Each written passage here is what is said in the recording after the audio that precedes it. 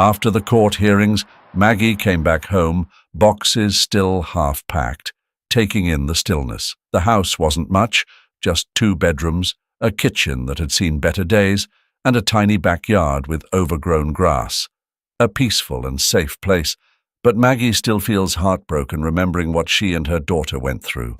On that fated day, Maggie walked briskly out of the office, her mind preoccupied with the thought of getting home to Emily, her 12-year-old daughter.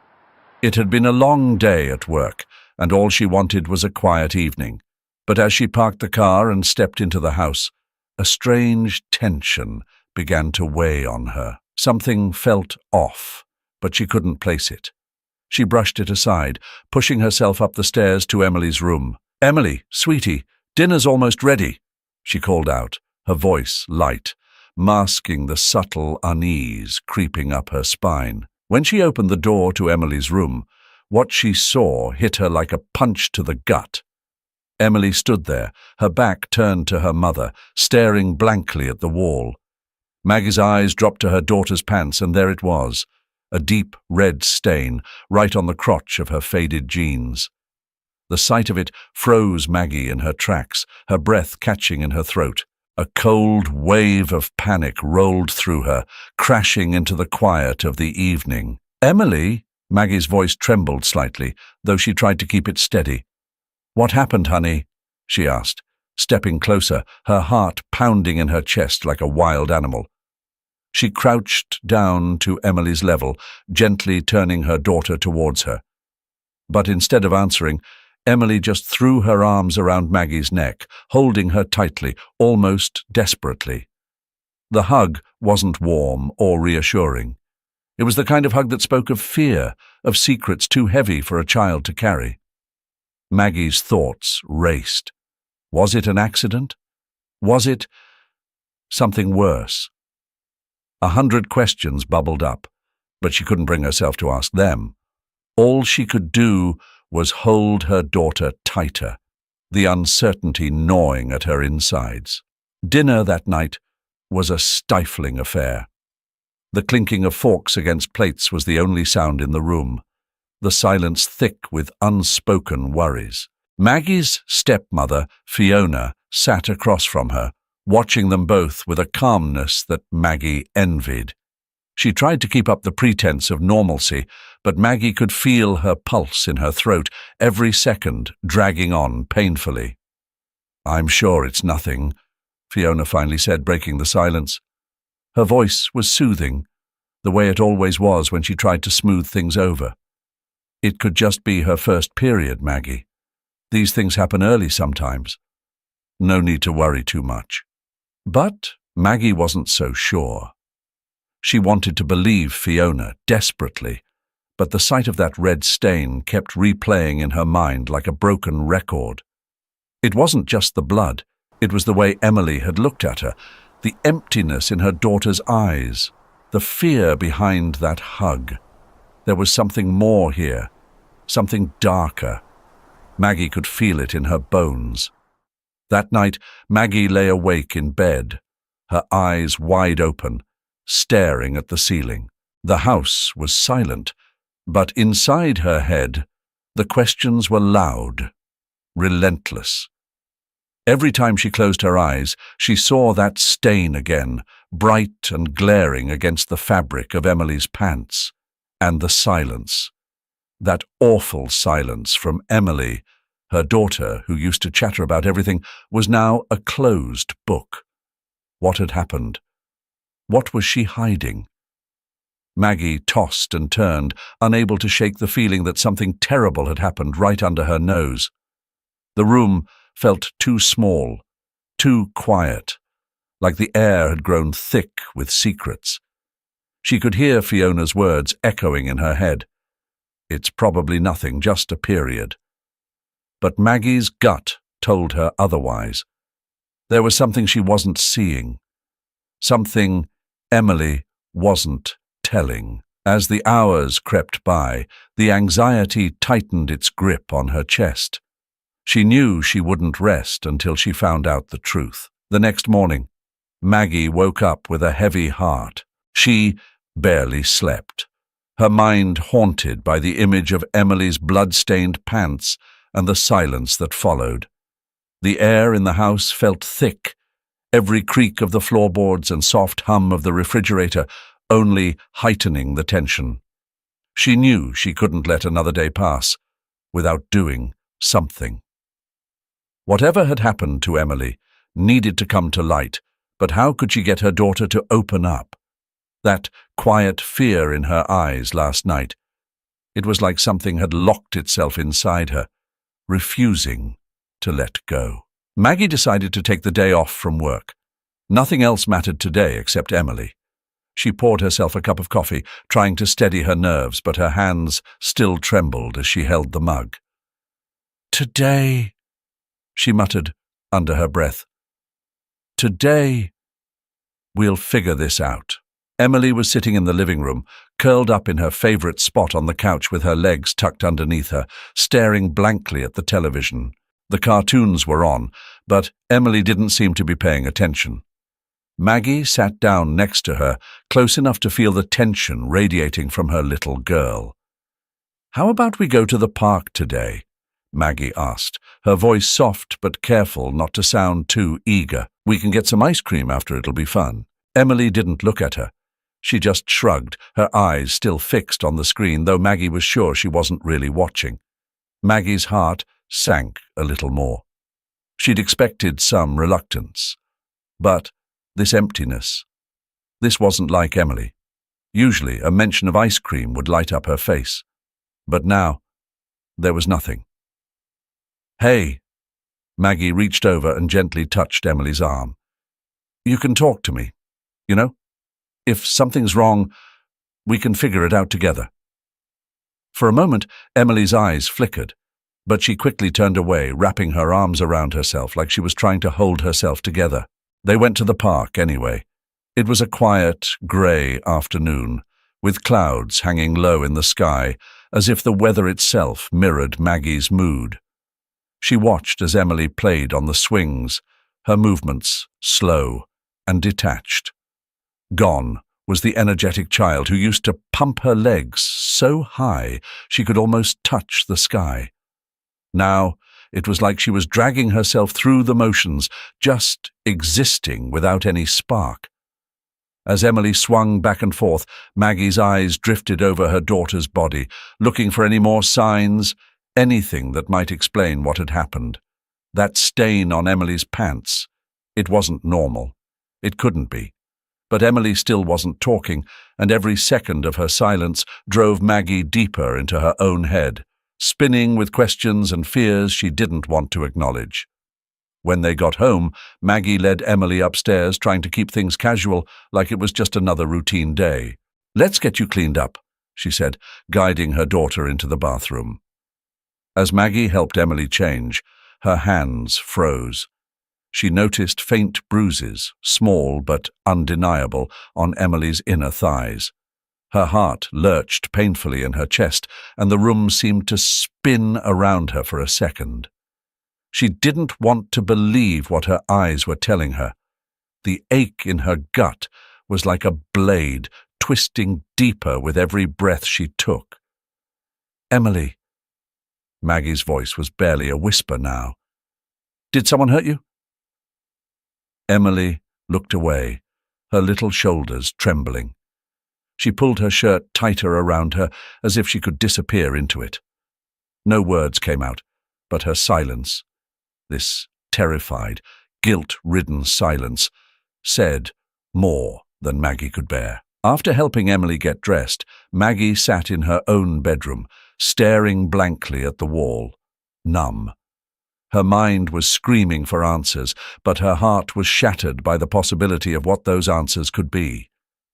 She had to talk to someone. Fiona, her stepmother, had always been the calm one, the steady rock in the storm. Maybe Fiona could help her make sense of this. Later, as they sat in the kitchen, Maggie finally broached the subject. "I think something's wrong with Emily, Mum," she said, her voice breaking slightly. There was blood on her pants last night, and now I'm seeing bruises. I'm scared." What if something happened to her? Fiona looked up from her tea, her expression calm as ever. She didn't seem shaken by Maggie's words.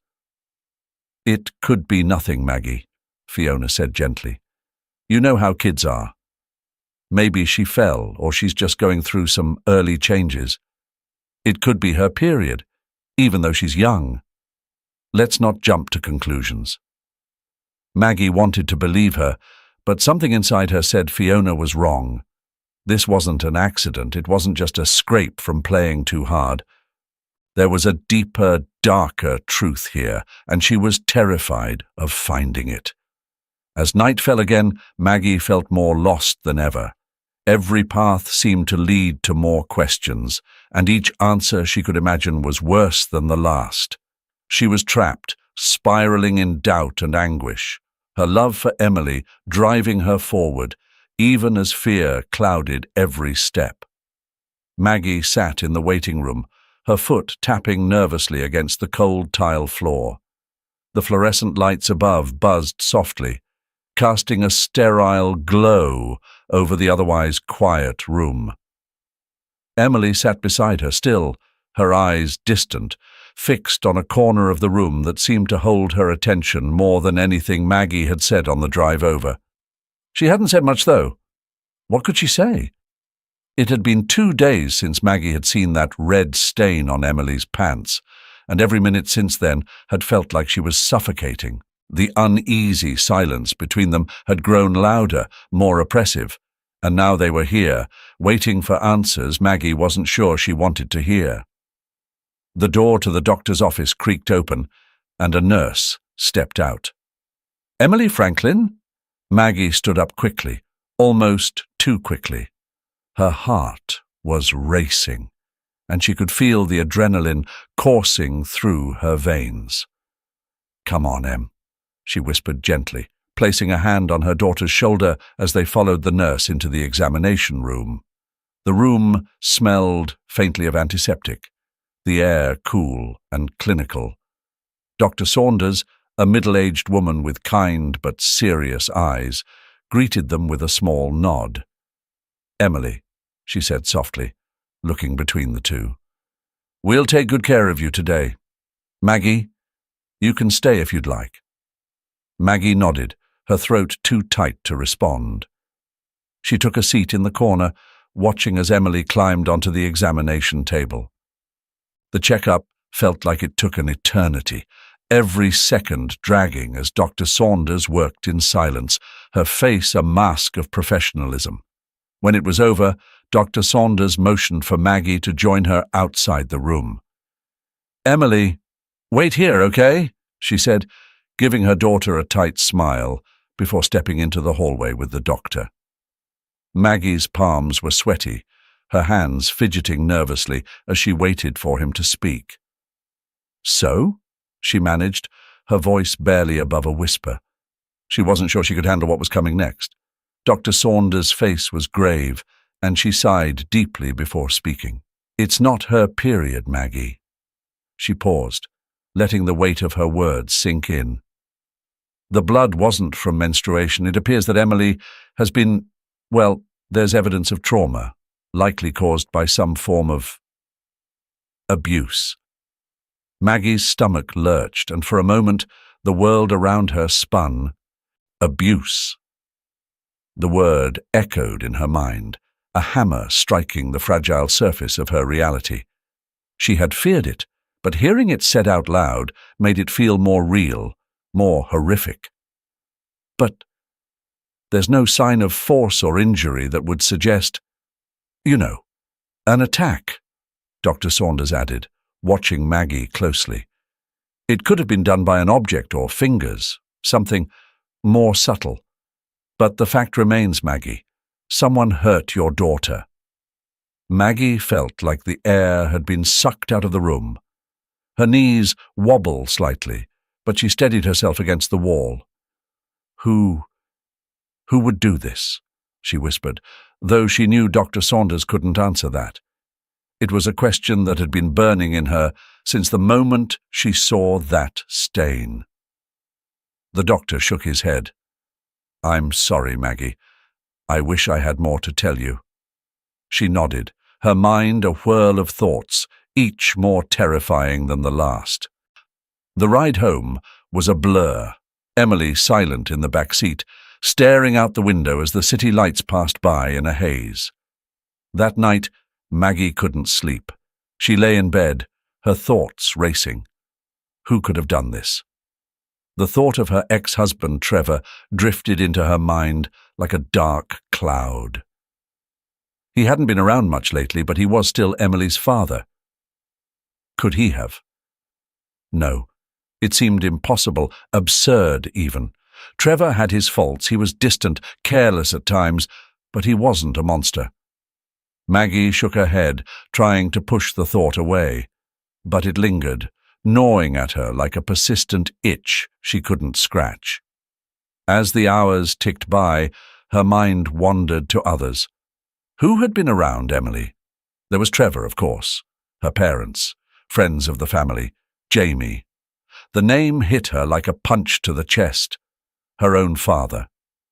Jamie had always been good to Emily, always doting on her, always there when Maggie needed help. But lately, something had felt off. A shadow had passed over their interactions, something Maggie hadn't noticed before, but now couldn't ignore. Could it be him? Could her own father have done something so vile? Maggie curled into herself, the weight of suspicion crushing her. The world, her world, was unraveling, and she didn't know how to stop it. Every face she thought of now seemed like a mask, hiding something dark beneath.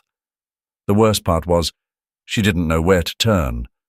All she knew was that someone had hurt her daughter, and she wouldn't stop until she found out who. Maggie sat in the darkened hallway, her body stiff as she listened to the soft creak of the floorboards from Emily's room. It was late, too late for anyone to still be moving about. Her heart quickened, every sound amplified in the stillness of the house. She'd been up every night like this, ever since the incident with Emily, her mind racing, unable to sleep. Something was wrong, and tonight, Maggie was determined to find out what it was. She watched as the door to Emily's room quietly swung open, revealing the figure of her father, Jamie. He stepped out, moving with care, like someone who didn't want to be seen. Maggie froze, her breath catching in her throat. What was he doing in there? He hadn't said anything about checking on Emily before going to bed. His back was turned to her, and as he pulled the door shut behind him, Maggie's eyes narrowed, suspicion creeping into her chest like a slow-burning fire. "Dad?" Maggie's voice cut through the silence, sharp and unexpected. Jamie stopped, startled. He turned to face her, blinking under the dim light from the hallway. His face, usually calm and composed, briefly showed a flicker of something. Surprise, guilt. Maggie couldn't be sure. He cleared his throat, smoothing his hands over his trousers as if to collect himself. "I was just checking on Emily. She couldn't sleep," he said, his voice casual, but there was an edge to it that Maggie couldn't ignore. "She wanted me to tell her a story to help her settle down." Maggie stared at him for a long moment, her mind racing. Jamie had always been good with Emily, doting on her like the perfect grandfather, but something about this felt off. Her instincts told her that this wasn't just an innocent visit. She tried to shake the feeling, but the image of Emily's blood-stained pants flashed in her mind again, twisting her gut.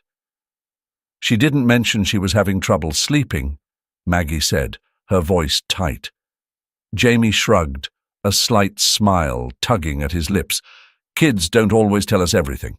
With that, he brushed past her, disappearing down the hallway to his bedroom, leaving Maggie standing in the shadows, her mind swirling with questions she couldn't answer. Something about the way he had looked at her, too quick, too dismissive, made her skin crawl. The following days, Maggie couldn't shake her growing doubts about her father. The man she'd known her whole life, who had been her rock after her husband left, now seemed like a stranger. She began watching him closely, observing his every move with the meticulous attention of someone piecing together a puzzle.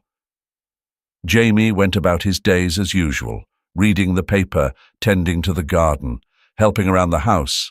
But now, every action seemed laden with a hidden meaning, every gesture carrying an undercurrent of secrecy. Maggie's thoughts spiraled deeper into suspicion. She needed proof, something concrete to confirm her gnawing fear. That's when the idea struck her. The phone. She could leave her cell phone in Emily's room at night, recording everything. If there was anything suspicious, she would know. That night, Maggie quietly slipped the phone under Emily's bed, its camera pointing towards the door. She kissed her daughter goodnight, her stomach churning with guilt. This wasn't right, spying on her own family, but if it meant protecting Emily, she had no choice. The following morning, Maggie rushed to retrieve the phone before anyone else was awake. But as she reached under the bed, her hand grasped at empty air. The phone was gone. Panic surged through her. She tore through Emily's room, lifting blankets, checking drawers, but it was nowhere to be found.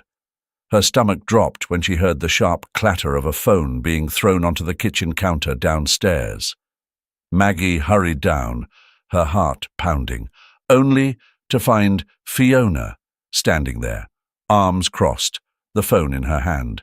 Fiona snapped, her eyes flashing with anger. "What the hell do you think you're doing, sneaking around like this?" Maggie stood frozen, her mind scrambling for an explanation, but none came.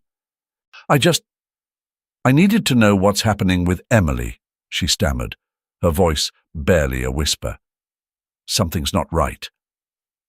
Fiona slammed the phone down onto the counter, the sound ringing through the kitchen. "You're losing your mind, Maggie. You've gone from a concerned mother to a paranoid wreck." The words hit Maggie like a slap to the face. The threat was clear. Fiona was serious, and Maggie knew she had the influence to follow through. Her stepmother, the one person she had relied on for support, had turned on her. Now Maggie was alone, isolated, with nowhere to turn and no one to trust. The weight of the silence after Fiona's outburst crushed her, leaving Maggie standing in the kitchen, utterly helpless.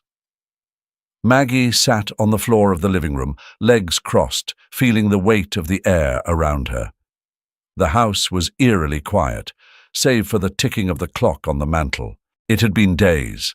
No matter how much she tried to push for answers, Emily's silence loomed large, an impenetrable wall that left Maggie sleepless, restless, and desperate for a way forward. The psychologist's suggestion echoed in her mind. Play therapy. It sounded simple, almost too simple for the magnitude of what they were dealing with. Yet the idea had stuck. Perhaps the only way to reach Emily was through something as innocent as a game. If talking didn't work, then maybe playing could lead to something. Maggie wasn't sure, but at this point she had no other options. It was a thin thread of hope, and she was willing to grasp at anything.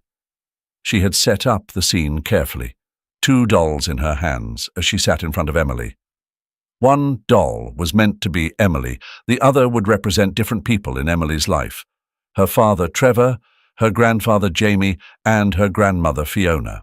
Maggie had rehearsed what she would say, how she would gently guide Emily through the scenes, hoping for some small reveal, some gesture or word that could shed light on what had happened. Emily sat across from her, knees pulled up to her chest, her eyes downcast. Maggie could sense the tension in her daughter's posture, the same guarded stillness that had settled over her ever since that night. It broke Maggie's heart to see her like this, but she forced herself to remain calm, steady. This wasn't the time to let her emotions take control. "Hey, sweetie," Maggie began softly, holding up the 2 dolls. "Why don't we play a game?" We can pretend these are you and people you know. You can show me what your days are like." Emily didn't respond at first. She stared at the dolls in Maggie's hands, her lips pressed into a thin line. Maggie waited, giving her daughter time. She had learned by now that pushing Emily too hard would only make her retreat further. Slowly, Emily reached out and took the doll that was supposed to be her.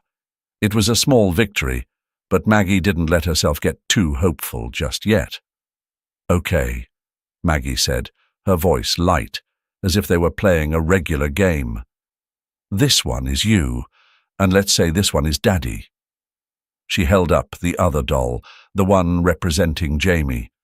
"What do you and Daddy do when he's here?"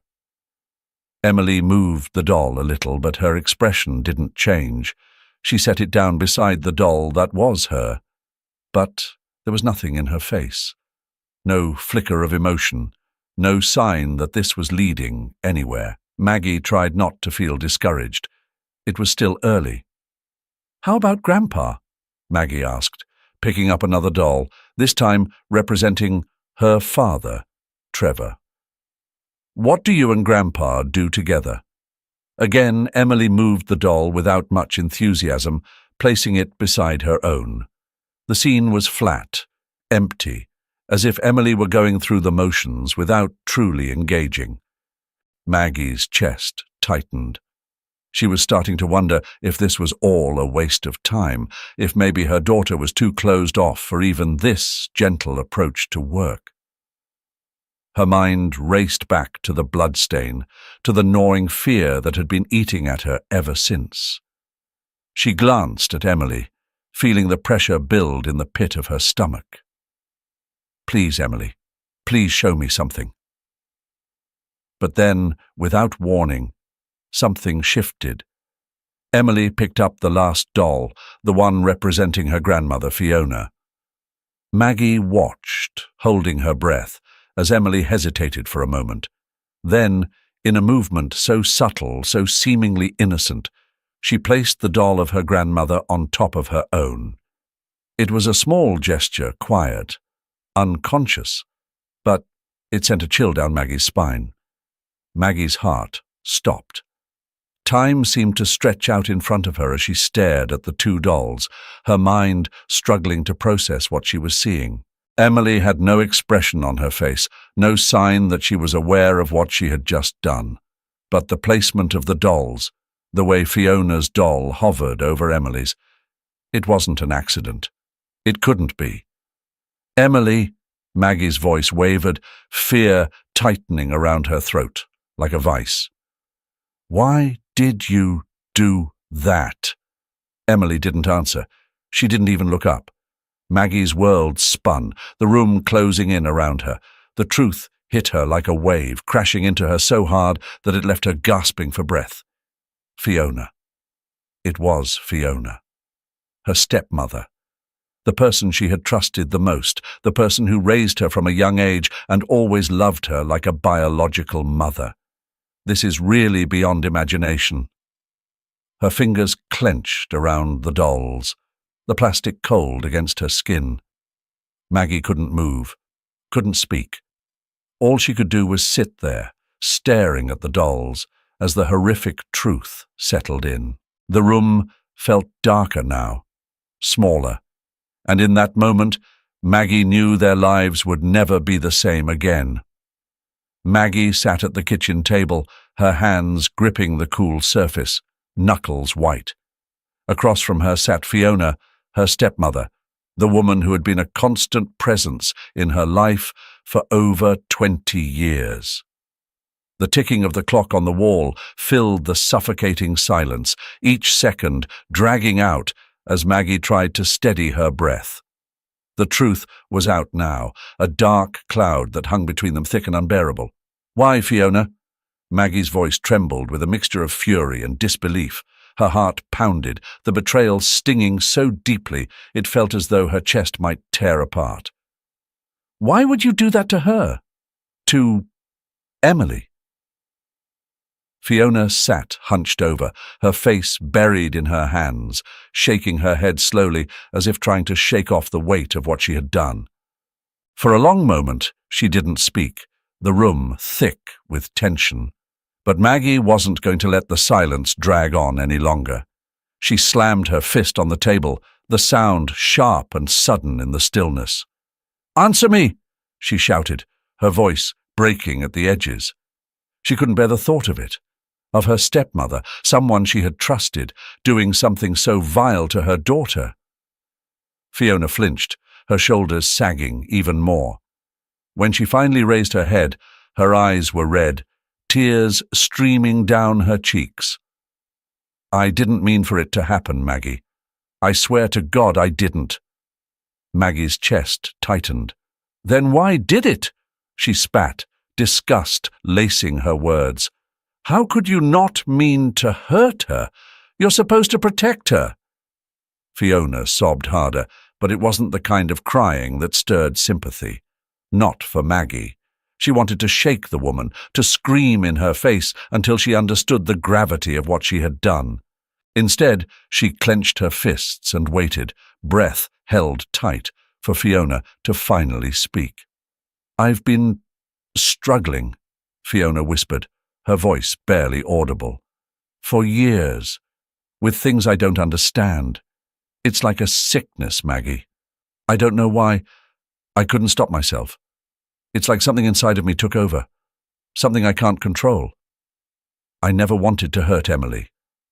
I never wanted—" "You think that excuses anything?" Maggie cut in, her voice low and venomous. She stood up from the table, towering over Fiona, her fists clenched so tightly that her nails dug into her palms. "You think blaming some sickness makes any of this okay? You violated her, my baby girl."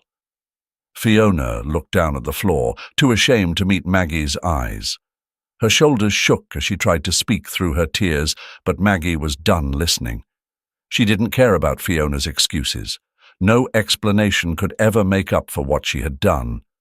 Maggie wanted to lash out, to scream, to demand answers, but what good would it do? The damage was already done. Emily's innocence had been shattered, and no amount of tears from Fiona could ever undo that. As Maggie turned away, the door creaked open, and Jamie walked in. He stopped in his tracks, sensing the thick tension that had settled in the room. His eyes darted between Maggie and his mother, confusion and worry etched across his face. "What's going on?" Jamie asked, his voice wary. "Maggie, what's happened?" Maggie turned to face him, her eyes hard, filled with the kind of fury that made her whole body tremble. "Your wife," she said, barely able to keep her voice steady. "She hurt Emily." Jamie's face went pale. "What are you talking about?" His voice cracked, eyes widening in disbelief. Maggie took a deep breath, forcing herself to speak through the growing lump in her throat. "She touched her. She abused Jamie. All this time, and you never noticed. You never saw what was happening right under your nose." Jamie staggered back, his hand covering his mouth as if he might be sick. No, that can't be true.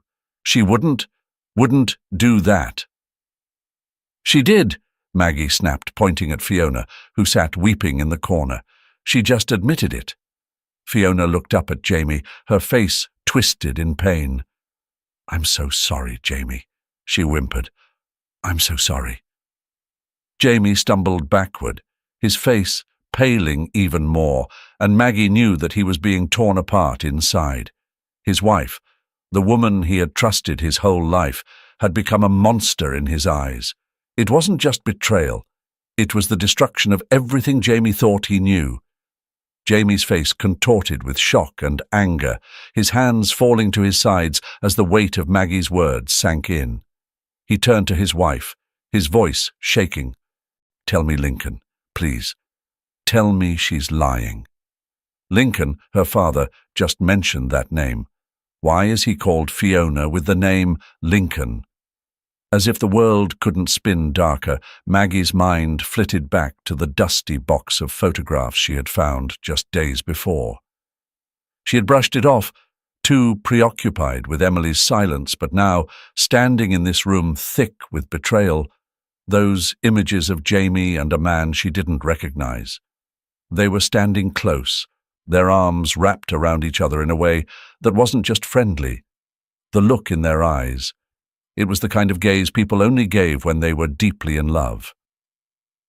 Her mind raced, trying to piece together the fragments of memories that now seemed jagged and out of place. Maggie threw the photograph onto his lap. "Who is Lincoln? What are all these lies?" Her words cut through the air like a knife. Jamie's face went pale the moment his eyes landed on the picture. He didn't speak at first, but Maggie could see the shift in his expression, the way his body seemed to collapse under the weight of old, buried memories. "I didn't want you to find out like this," Jamie stammered, his voice hoarse. He looked down at the photograph again, as if it held both his shame and his past. "Lincoln, he was someone I loved, a long time ago." Maggie's heart pounded in her chest. "Loved," she repeated, her voice trembling. "Dad, what are you talking about?" Jamie sighed deeply, rubbing his face with his hands. The weight of years seemed to settle into his bones, making him appear older than Maggie had ever seen him. "Lincoln and I, we were in love, Maggie. Before your mother, before everything. But back then, we couldn't be together. It wasn't safe, so we hid it. We hid everything." Maggie stared at him, struggling to process the words. Her father had been in love with a man. This was the man who had always seemed so straight-laced, so devoted to Maya. How could this be true? "Does Mum know?" Maggie asked quietly, already fearing the answer. Jamie's face crumpled at the mention of Maya. He looked away, pain etched into every line of his face. "She found out," he whispered. "Not right away, but eventually. I think she always knew something was wrong between us, when she finally discovered the truth. She couldn't handle it." Maggie's breath hitched. "You mean, that's why she—" "Yes," Jamie choked out. "It broke her, Maggie. I broke her. She couldn't live with it, knowing that part of my heart still belonged to him. When she took her own life, I knew it was because of me. I destroyed her." Maggie's mind spun, memories of her mother's sudden death flooding back. She had been too young to understand then, but now it all made sense. The quiet sadness that had hung over Maya like a shadow in those final months, the distance, the hurt. And then the final blow came. "Fiona," Jamie continued, his voice barely a whisper, "Fiona is Lincoln." Maggie felt as though the floor had been ripped out from under her. Her stepmother Fiona was Lincoln? The man in the photograph? The man her father had loved? It was too much to grasp. Fiona mustered up the courage to speak.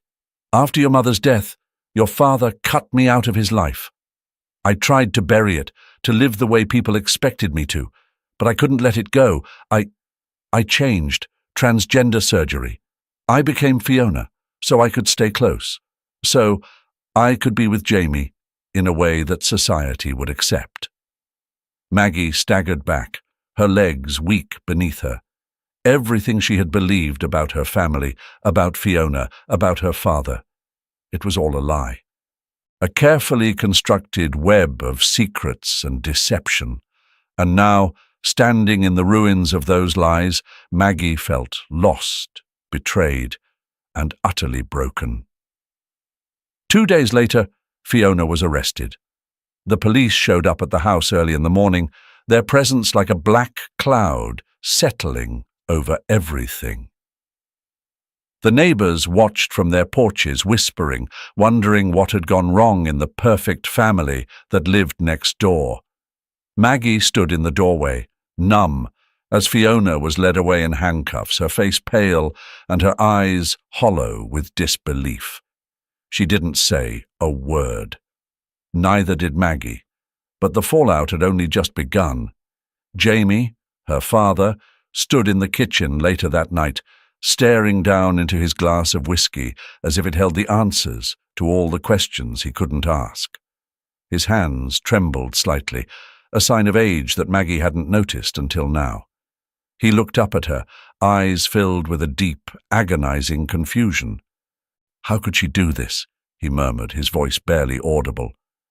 "Maggie, this doesn't make sense. She loved Emily, loves her. There's got to be some mistake.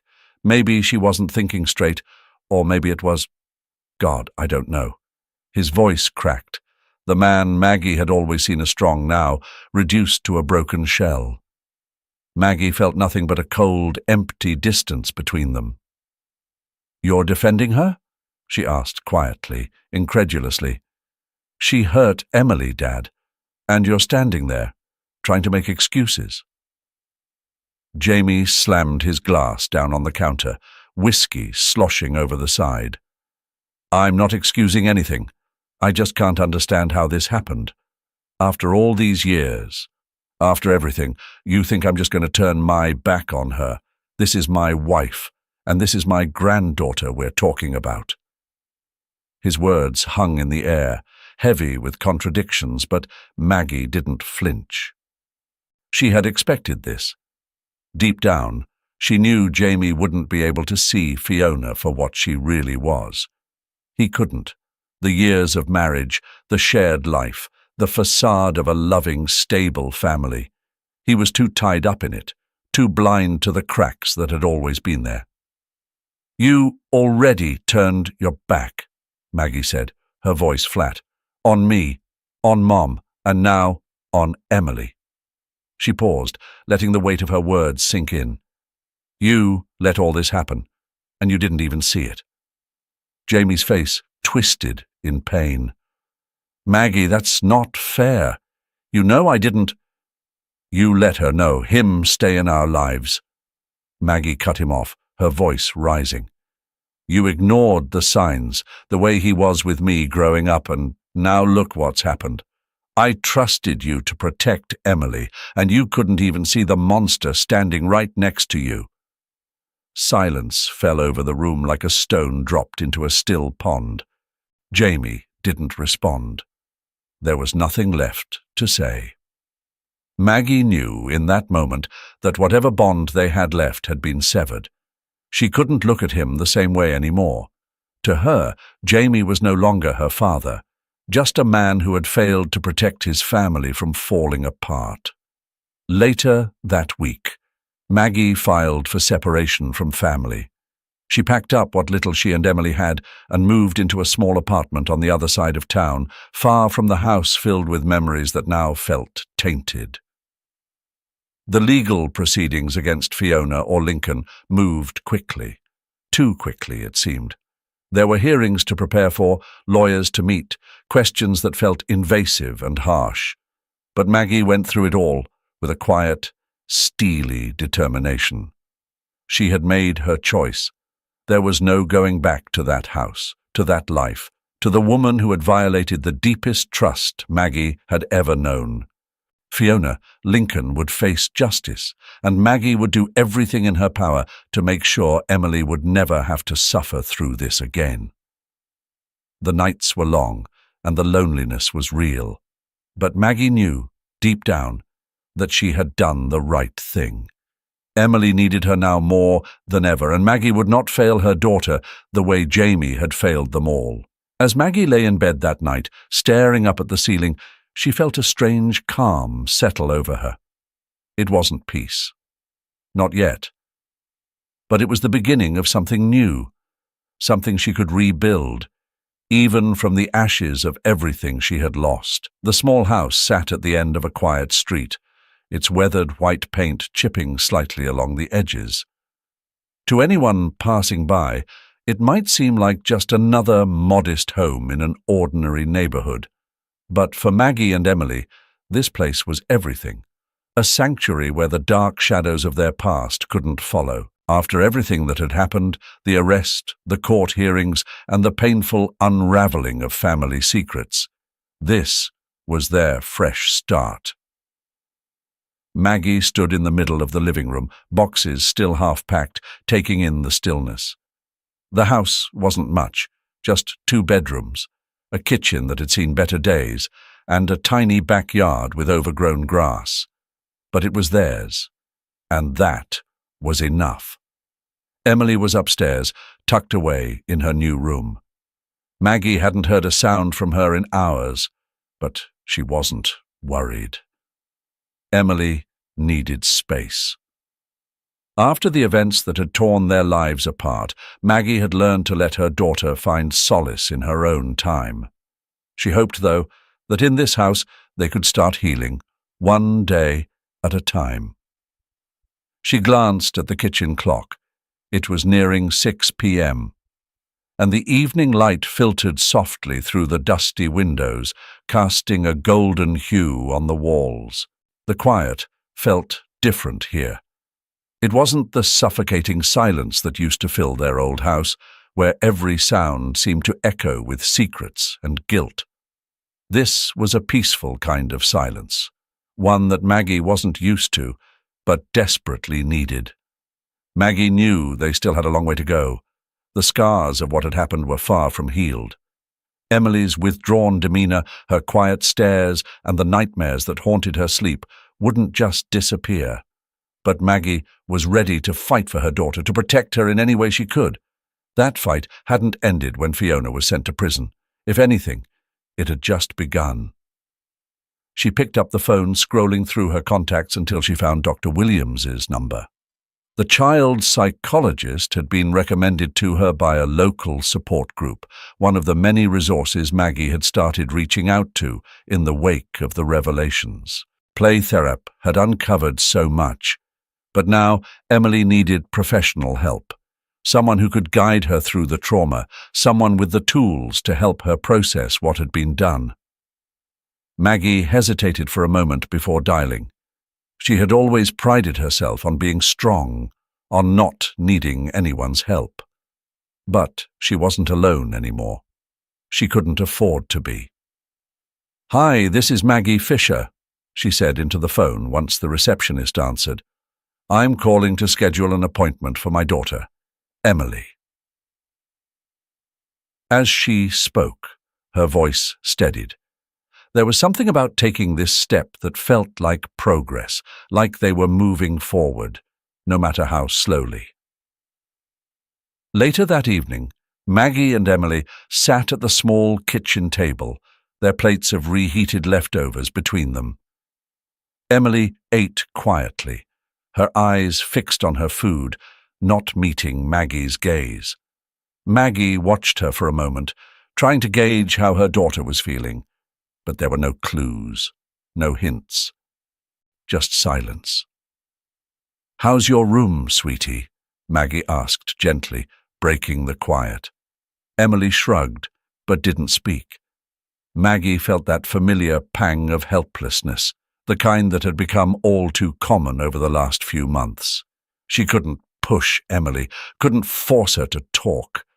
That had been one of the hardest lessons to learn, giving Emily the space to heal on her own terms. But it still hurt to see her like this, so far away, even when they were sitting just across the table from each other. After a few more minutes of quiet, Emily finally spoke, her voice barely above a whisper. "It's okay." Maggie looked up, surprised. "Yeah? I'm glad. We can decorate it however you want, you know. Make it really yours." Emily didn't respond, but there was a slight nod, and that was enough for Maggie. Small steps. That's all they could take for now. Over the next few weeks, Maggie found herself leaning more on the people around her than she ever had before. Friends she hadn't spoken to in years reached out, offering support, bringing over meals, and even just sitting with her in the evenings when the loneliness crept in. There were moments when Maggie felt like she was drowning in the enormity of everything they had been through, but the support from others was like a lifeline, pulling her back to shore. She also started attending a local survivors group, a space for parents and children who had gone through similar traumas.